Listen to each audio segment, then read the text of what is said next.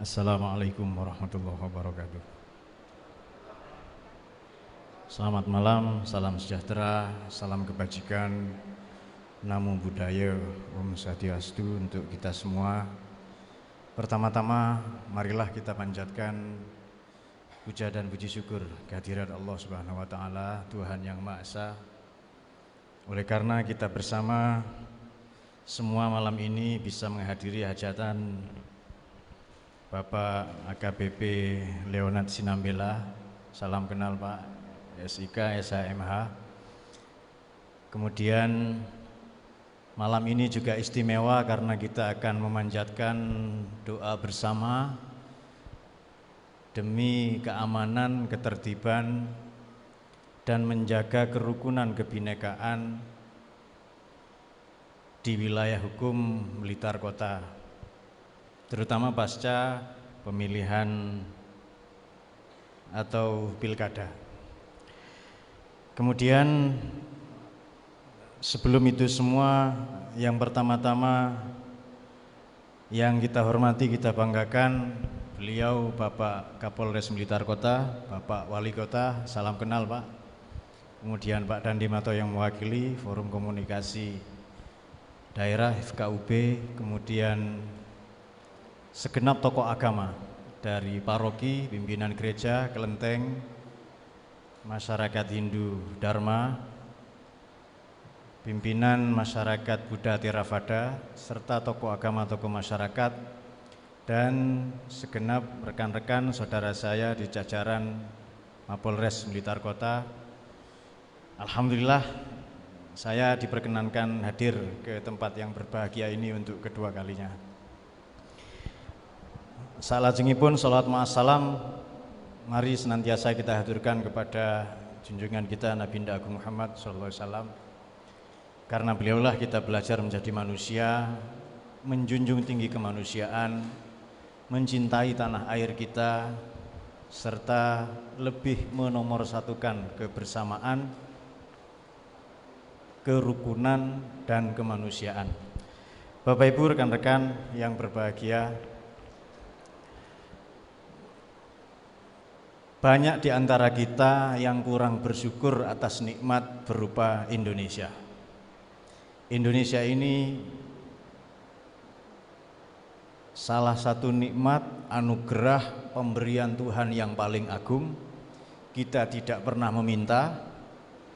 Kita lahir di sini, udara yang kita hirup udaranya Indonesia.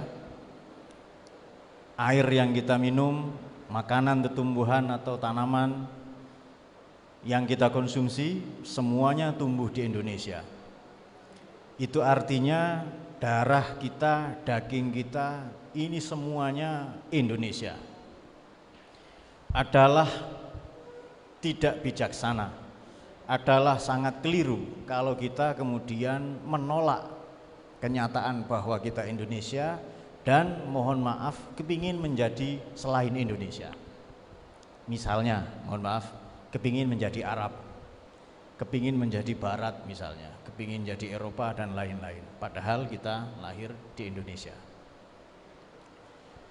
Oleh karena itu, oleh karena bahwa kita diperintah, ditugasi oleh Tuhan yang Maha Kuasa untuk menjadi Indonesia, dan memang Indonesia ini adalah rumah kita, didirikan oleh para pendiri, bahkan tidak sedikit diantaranya adalah para ulama, tokoh agama.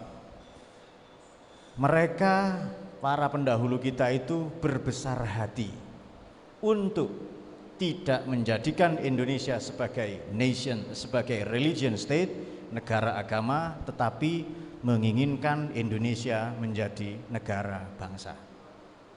Bahkan di pembukaan UUD 45 disebutkan bahwa negara didirikan berdasarkan daulat rakyat. Sekali lagi, didirikan berdasarkan daulat rakyat, bukan agama. Apalagi yang di bawah agama, ormas misalnya ya. Oleh karena itu segala bentuk, misalnya ngapunten ini, segala bentuk penyalahgunaan agama, mohon maaf, politisasi agama, ini inkonstitusional, bertentangan dengan konstitusi kita, sebab kita bukan negara agama. Kalau salah nanti mohon dikoreksi. Baik, oleh karena itu jelaslah bahwa bahkan di Piagam Jakarta 7 kata rela dihapus oleh para pemimpin ya, para pimpinan BPUPKI, Badan Persiapan Usaha Kemerdekaan Indonesia. 7 kata itu adalah ketuhanan yang Maha Esa dan dengan menjalankan syariat Islam bagi pemeluknya. Ini para pendiri bangsa ini berbesar hati untuk membuang 7 kata ini, oleh karena kita sudah sepakat bahwa kita adalah negara bangsa. Negara betul berketuhanan, menjunjung 3 agama, tapi kita negara bangsa.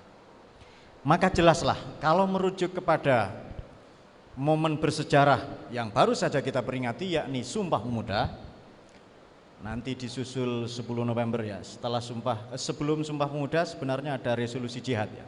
Sumpah Pemuda, kemudian Hari Pahlawan. Di sana para pemuda tidak menginginkan kita menjadi satu agama. Kami putra dan putri Indonesia mengaku beragama satu, mboten, tidak.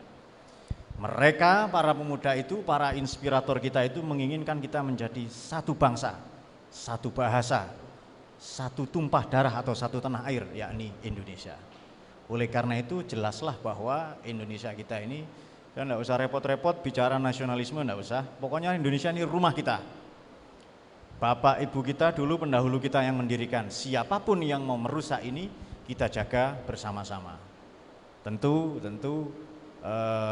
tanggung jawab ini bukan semata-mata tanggung jawab TNI Polri, tidak ya, tapi juga tanggung jawab kita bersama, khususnya tokoh agama, tokoh masyarakat, bahkan tokoh pemuda, milenial harus terlibat untuk merawat kebinekaan kita ini.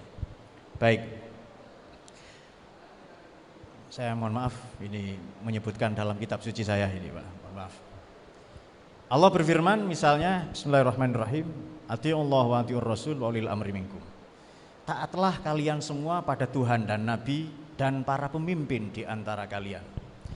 Taat kepada Tuhan dan Nabi, ini kalau kita membuka di semua kitab tafsir ya, baik yang ummahat, tafsir induk, mausu'at, tafsir yang ensiklopedis, tafsir yang amah, yang general, semuanya. Taatlah kepada Tuhan dan Nabi mutlak. Artinya ini kewajiban untuk beragama. Sementara wa ulil amri minkum, kita taat pada para pemimpin, ini maknanya kewajiban bernegara. Taat kepada pemimpin, kalau pemimpin belum ada bagaimana? Ya diangkat dulu. Kalau enggak ada bagaimana? Ya bikin rumahnya dulu. Ya negara ini. Oleh karena itu taat kepada Tuhan dan Nabi itu kewajiban beragama, taat kepada pemimpin kewajiban bernegara. Bahkan salah satu syarat, entry point, ini syarat mutlak untuk orang itu dianggap Islam adalah bersyahadat. Betul Pak ya? Bersyahadat. Syahadat kita saja 2 syahadat, syahadat ketuhanan dan syahadat kemanusiaan. Artinya kalau kita baik saja kepada Tuhan, hablum minallah ini, tapi tidak hablum minan nas, ada ini orang Jawa kadang bilang hablum minan das katanya, karena nas itu punya ndas semua. Kalau kita tidak baik atau syahadat kita pada sesama manusia ini tidak baik, ini kan syahadat pertama, asyhadu an la ilaha illallah kepada Tuhan ya. Yang kedua, wa anna Muhammadan abduhu wa rasuluh atau asyhadu anna Muhammadar Rasulullah. Syahadat kemanusiaan. Oleh karena itu semua aspek ibadah, baik yang mahdhoh personal maupun ghairu mahdhoh sosial, memiliki 2 dimensi, yakni ketuhanan dan kemanusiaan.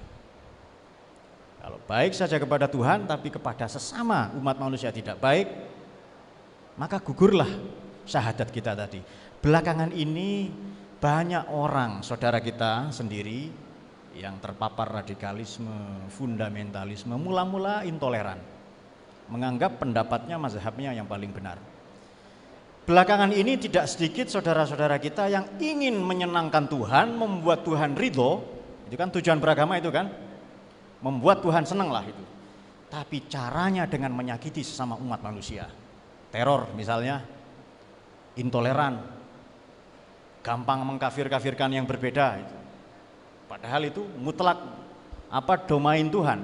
Oleh karena itu penting bagi kita sebelum kita belajar tentang Tuhan dan ketuhanan, tidak kalah pentingnya bagi kita belajar mengenai manusia dan kemanusiaan supaya kalau sewaktu-waktu kita membela agama, kita tidak lupa bahwa kita manusia. Kalau angel jadi manusia bagaimana, Pak? Caranya ada teladan kita, para nabi, para rasul. Sekarang para pewarisnya, para tokoh agama. Oleh karena itu menjadi manusia, menjadi toleran ini tidak gampang. Karena tadi itu banyak pemutlakan pendapat. Saya bisa ilustrasikan begini. Ada seorang ulama namanya disebut bergelar Sultanul Ulama, namanya Syekh Izzuddin bin Abdissalam. Ini salah seorang nama besar dalam jurisprudensi Islam. Beliau menyatakan bahwa isinya Quran itu 3. Nomor 1 maqasid, tujuan Quran turun. 2 kaifiyat, tata cara, metodologi untuk kita sampai ke tujuan. Yang ketiga barohin, bukti-bukti dari kebenaran agama, kebenaran wahyu. Nomor 1 tujuan. Tujuan agama ini Islam, iman, dan ihsan. Islam ini pada tataran syariat, fikih, jurisprudensi. Kemudian iman ini pada tataran teologi, akidah, tauhid, ilmunya atau ilmu kalam, teologi.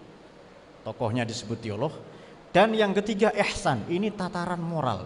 Justru nilai tertinggi dari kemanusiaan.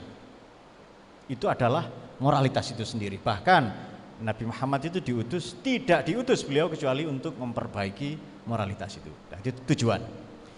Bagaimana cara kita sampai ke tujuan? Katakanlah tujuan saya Jakarta. Bagaimana supaya saya sampai ke Jakarta?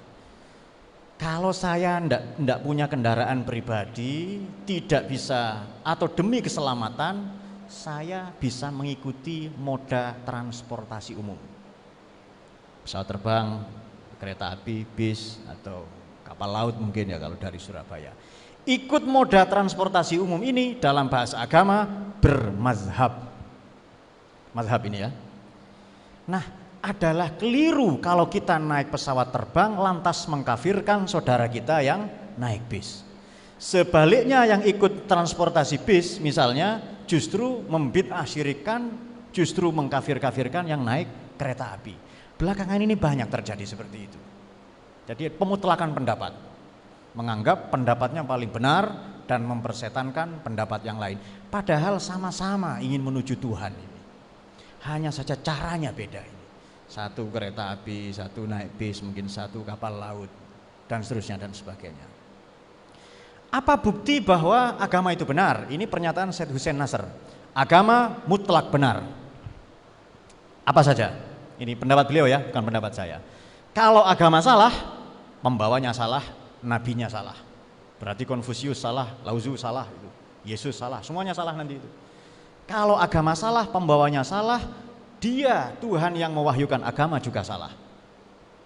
Meskipun tentu saja berbeda pada tataran teologi nanti itu. Oleh karena itu adalah keliru. Ini kan kita bukan panitia pembangunan surga, Pak ya. Kita tidak tahu surga itu seperti apa nantilah itu. Cuma saya ngobrol sama Yai Basit tadi, ada 2 jenis surga. Nanti di akhirat jannatun naim, di bumi jandatun naim itu. Mohon maaf ya, ini saya diajarin beliau tadi itu. Baik. Ini penting kita tekankan. Mengapa? Karena belakangan ini saya mohon maaf belajar di pondok pesantren dan sekarang saya memimpin pondok pesantren. Saya dari kecil belajar halal, haram, syirik, bid'ah itu dari kecil. Tahu betul mana kabair, dosa besar, itu tahu semua. Tetapi yang lulusan pondok pesantren rata-rata begitu selesai, kenapa tidak gampang mengkafir-kafirkan orang lain? Kenapa? Karena ilmu oleh para kiai, para ulama kita disampaikan dengan akhlak, dengan pekerti. Dan moral ini lebih tinggi dari ilmu. Nah itu dia. Ini sekali lagi perlu kita sampaikan. Apa sebab? Tuhan memang menghasrati kita berbeda. Jadi kita ini beda-beda ini bukan mau kita, memang Allah maunya beda. Beda agama, bahkan beda kelamin, beda suku, beda etnik, beda semuanya. Satu ketika Nabi Muhammad ini pernah sedih. Ya, ini kok kenapa ya 12 tahun berdakwah ini hanya dapat pengikut 124 orang. Masih lebih banyak subscriber saya itu ya, itu yang saya itu. Mohon maaf kemudian ya. Lebih banyak subscriber saya itu.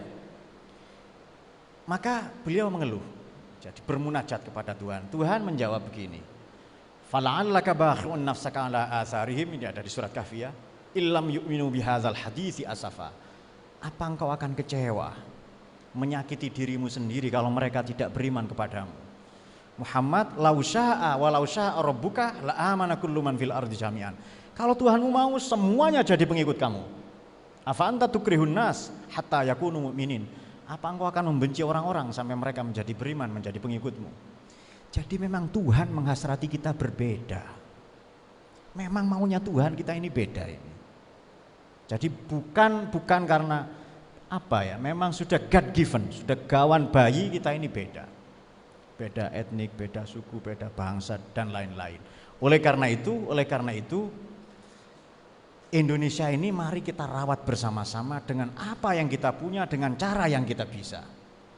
Saya kira kalau mengandalkan TNI Polri ini berat sekali ya, karena radikalisme, intoleransi ini sangat gencar terutama di media sosial. Bahkan beberapa oknum mungkin ya, oknum pejabat atau apa yang terpapar itu ada saja. Tapi meskipun itu sangat kecil. Namun demikian, oleh karena itu sebagai apa? Karena kita akan menghadapi tahun baru, di tengah-tengah wabah ini kita terdampak negatif. Bagaimana supaya di tengah kita terdampak negatif ini kita tetap berdampak positif? Ini tadi sudah disampaikan oleh sambutan oleh Pak Kapolres dan Pak Wali Kota. Bagaimana supaya kita tetap berdampak, memberikan, memancar tularkan, berdampak positif dengan iman yang kita punya, dengan moralitas yang kita miliki, dengan pekerti yang kita warisi dari para pendiri bangsa.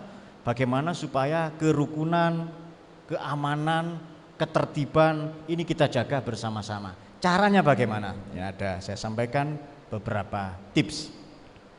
Baik. Di Quran itu untuk menyampaikan, untuk memotret, merekam pribadi orang-orang yang gagal, untuk gagal, defisit, rugi, itu menggunakan beberapa term. Misalnya khoibin, khosirin, muflisin.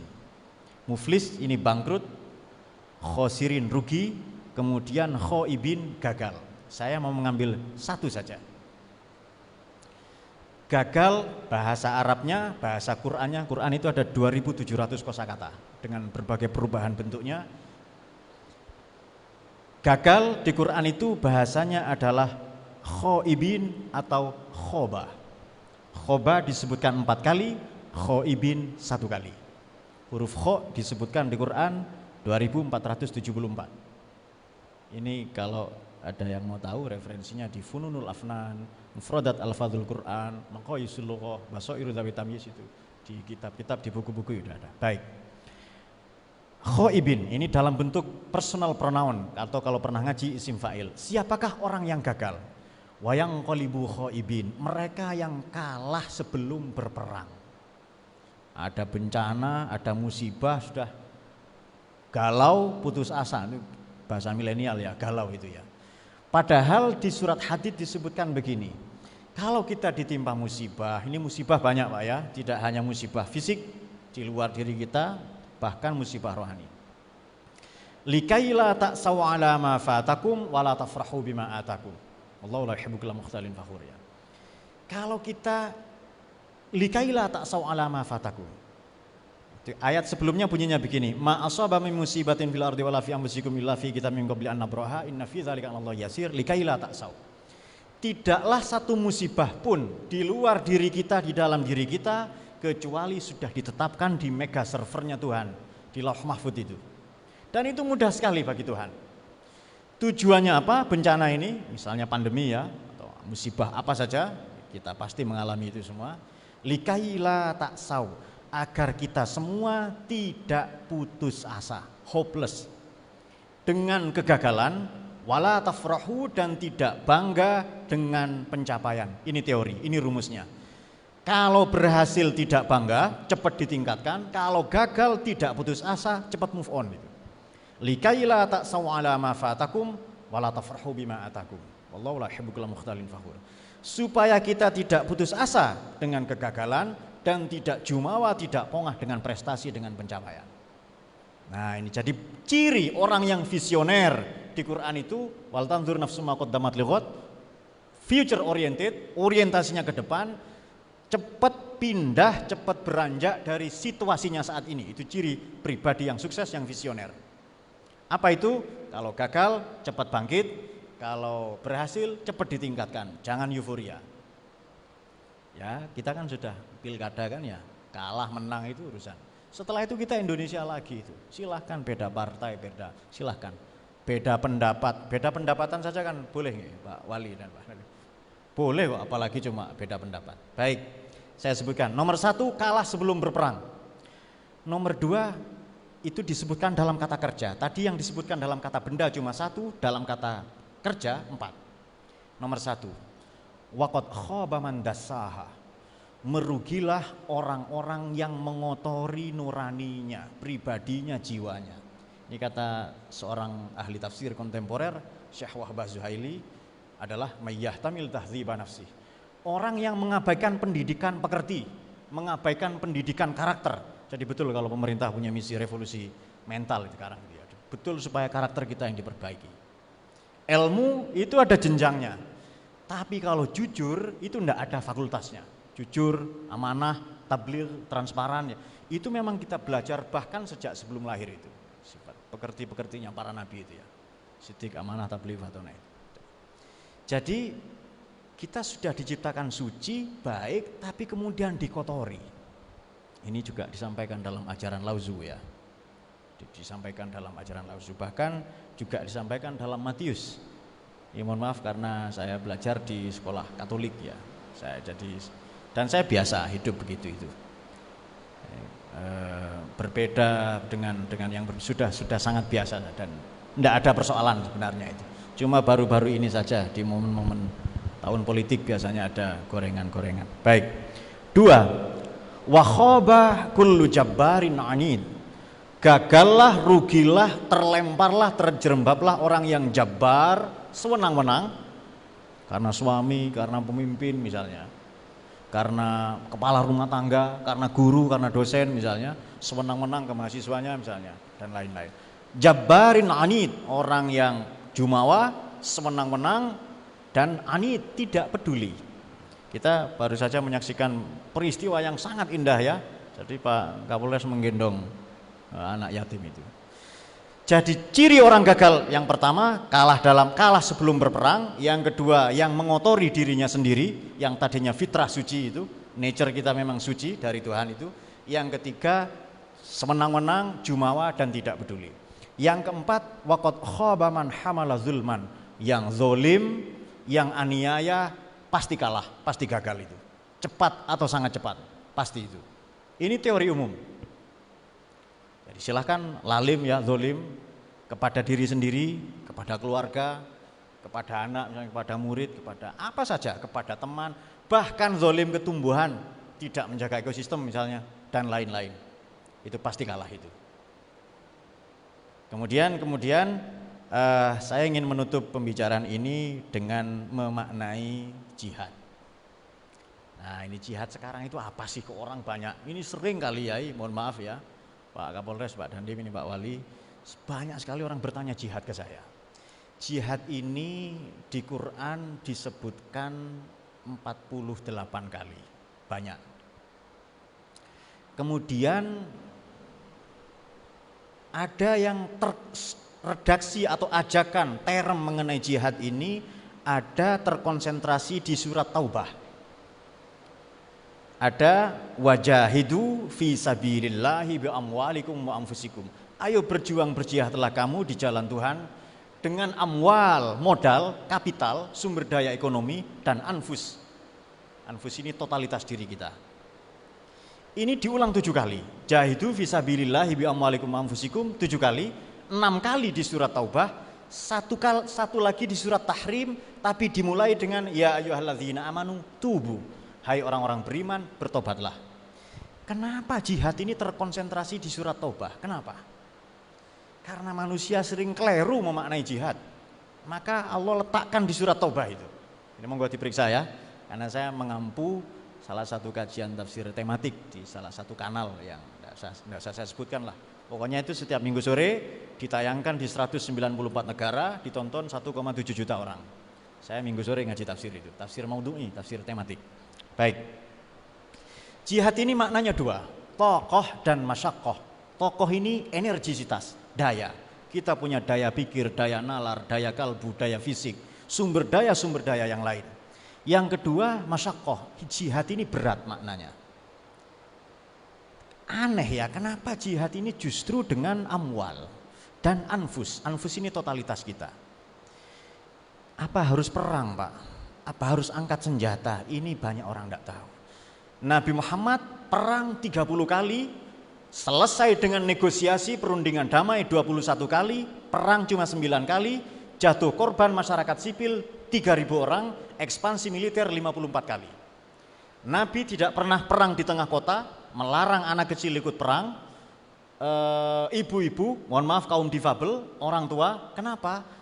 Karena mereka kalau perang di tengah kota nanti banyak jatuh korban. Jadi perangnya di lembah Badar, di bukit Uhud, di benteng Khaybar, di parit Khandaq, di Quran bahasanya perang Ahzab. Dan perangnya Nabi bukan tolabi, bukan ofensif, tapi difa'i, defensif. Jadi tidak benar kalau agama itu dianggap kekerasan. La ikraha fiddin, tidak boleh ada teror atas nama agama itu. Jadi perang ini karena diperangi dan wajib melawan kalau kita diperangi. Perang sosmed misalnya, perang dengan radikalisme. Justru jihad makna sekarang kalau kita buka kitab I'anatut Thalibin, ini syarahnya Fathul Mu'in ya.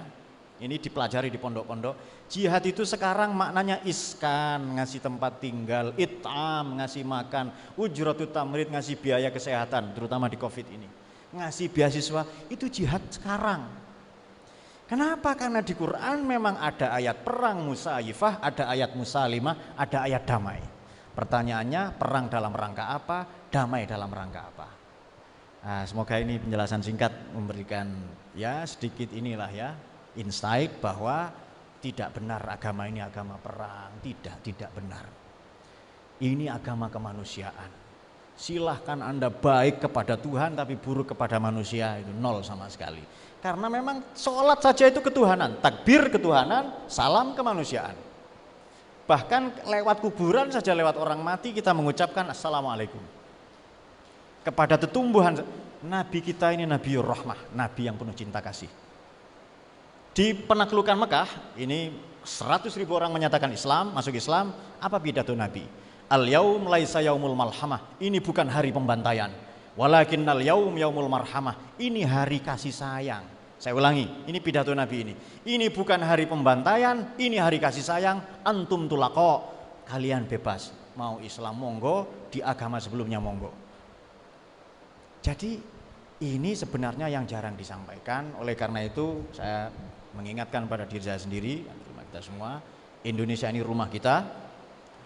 Ini kita jaga bersama-sama, tidak cukup kita baik kepada Tuhan saja. Saya ingin menutup dengan satu kisah, yakni seorang mistikus, seorang sufi, nama besar, yang banyak dikenal pasti, yakni Maulana Jalaluddin Ar-Rumi dan Imam Abi Yazid Al-Bastami. Tapi satu sajalah, Imam Abi Yazid Bastami.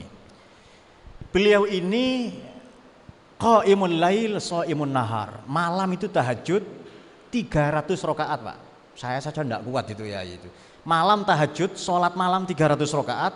Di dalam 300 rakaat khatam Quran 2 kali. Nah itu dia. Berarti membaca 60 juz itu. 300 rakaat khatam Quran 2 kali. Qaimul lail, shaimun nahar, siang puasa, mengajar, wiritan. Pokoknya soleh pol itu. Wali ini kan dikenal memiliki psikokinesis. Dalam bahasa agama karomah. Memiliki psikokinesis, karomah, kelebihan. Kalau beliau tutup mata, pandangannya langsung tembus ke surga. Beliau nangis, Pak. Ibadah 18 tahun, sholat 300 rakaat, hatam Quran 2 kali tiap malam kalau siang puasa, tapi namanya tidak ada di list di surga, itu tidak ada. 18 tahun, sholat 300 rakaat kalau malam, siang puasa, wiritan itu, hatam Quran 2 kali, setiap hari Pak. Bukan tiap bulan, kalau kita kan nunggu puasa tok itu yang muslim itu kan. Saya terutama ya. Itu pun kalau lihat dilanggar di masjid, tidak ada pisang goreng, pulang lagi saya itu. Ini kok tidak ada logistik ini, tidak logis katanya. Itu beliau yang sesoleh itu namanya tidak ada di surga. Kemudian datang Kanjeng Nabi, ini mimpi yang betul ya, ru'ya shadiqah. Bukan ada orang-orang ngaku mimpi Nabi, bukan. Memang mimpi beliau betul dan tidak dipublish. Jadi Nabi itu datang berpesan begini, kum min ghurfatik, ayo kamu bangun dari kamarmu, wazhab ilan nas, kamu serawung, apa serawung? Kamu bersosialisasi sana, kamu temui orang-orang itu. Jangan di kamar tok, jangan wiritan saja kamu. Besoknya beliau ngambil arit, ngambil cangkul, membersihkan selokan-selokan, semua hartanya diinvestasikan untuk yatim piatu, fakir miskin, janda, mustadafin, semuanya. 2 tahun berlangsung itu Pak, ibadah yang personal 18 tahun, namanya tidak ada di surga, ibadah sosial 2 tahun, pasti kan sudah tidak puasa, tidak kuat kan, karena siang capek itu, membantu fakir miskin, hartanya diinvestasikan semua untuk kebaikan 2 tahun. Beliau tidak sengaja tutup mata, namanya sudah ada di surga VVIP. Ini bukti bahwa kesalehan sosial, kesalehan personal, soleh ke Allah saja tidak cukup, harus kita tambahi dengan kesalehan sosial. Saya kira demikian yang bisa saya sampaikan. Mohon maaf kalau ada tutur kata yang kurang sopan, kurang berkenan. Tidak ada lagi selain harapan kami, sungguh-sungguh kami memohon ini, mari Indonesia ini rumah kita rawat bersama-sama, kita jaga bersama-sama. Rumah kita ini kalau ngomong teori nasionalisme, tidak ada lagi, kita dipilih oleh Allah ini untuk menjadi orang Indonesia, kita syukuri. Bentuk syukurnya monggo, silahkan TNI Polri dengan tugasnya, guru misalnya saya guru dengan tugas saya, tokoh-tokoh pemimpin agama dengan tugasnya, siapapun bisa mengekspresikan dengan berbagai cara untuk mencintai, menghormati dan mengagungkan Indonesia ini. Sekian, Allahumma fiqh ila hukmi thoriq. Assalamualaikum warahmatullahi wabarakatuh.